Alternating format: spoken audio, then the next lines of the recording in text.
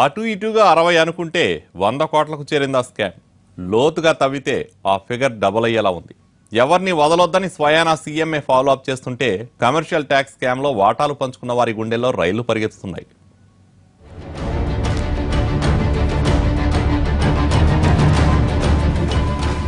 నిజామాబాద్ జిల్లా Bodhan commercial scam పై CM KCR serious గా ఉన్నారన్న వార్త డిపార్ట్మెంట్ లో గుబులు పుట్టిస్తోంది. నెల రోజులుగా రాష్ట్ర వ్యాప్తంగా ఈ స్కామ్ ప్రకంపనలు సృష్టిస్తోంది. సిఐడి విచారణ పురోగతిని స్వయాన సీఎం అడిగి తెలుసుకుంటున్నట్లు సమాచారం. ఆరోపణలు ఎదుర్కొంటున్న అధికారులపై విచారణ మరింత వేగవంతం చేయాలని ఆయన ఆదేశించినట్లు చెబుతున్నారు. ఈ స్కామ్ కు సంబంధించి విచారణలో సంచలనాత్మక విషయాలు వెలుగులోకి వస్తున్నాయట.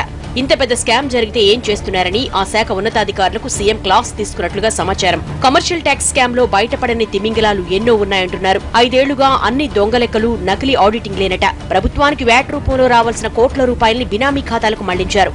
ఒక వ్యాపారి చెల్లించిన ట్యాక్స్ ను 5-6 పేర్లకు మార్చేశారట. 100 కోట్లకు పైగా ట్యాక్స్ వసూలు చేస్తే కేవలం 15 నుంచి 20 కోట్లు మాత్రమే ప్రభుత్వ ఖజానాకు చేరాయంటున్నారు. ఈ వ్యవహారం బోధనకే పరిమితం కాలేదని, మెజార్టీ సర్కిళ్లలో ఇదే పరిస్థితి ఉన్నట్లు సిఐడి ప్రాథమిక అంచనాకు వచ్చినట్టు తెలుస్తోంది.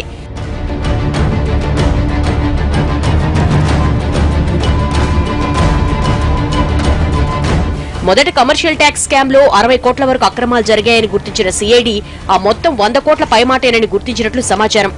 ప్రభుత్వ ఖజానాకు చేరాల్సిన పన్నులు ఇంత పెద్ద ఎత్తున ఎలా పక్కదారి పట్టాయని ఉన్నతాధికారులపై సీఎం సీరియస్ అయ్యారంటున్నారు.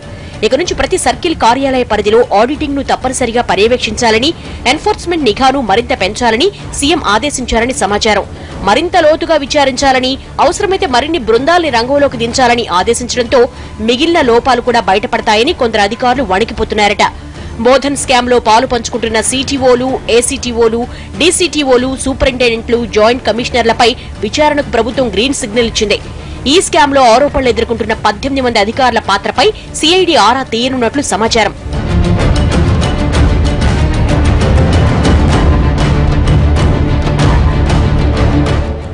డిపార్ట్మెంట్ వ్యవహారాలతో సంబంధమున్న ఓ ప్రైవేట్ ఆడిటర్ తో కలిసి 18 వాటాలు పంచుకున్నారని, స్కామ్ లో ప్రధాన పాత్ర ఆడిటర్దేనని సిఐడి అధికారులు గుర్తించారు.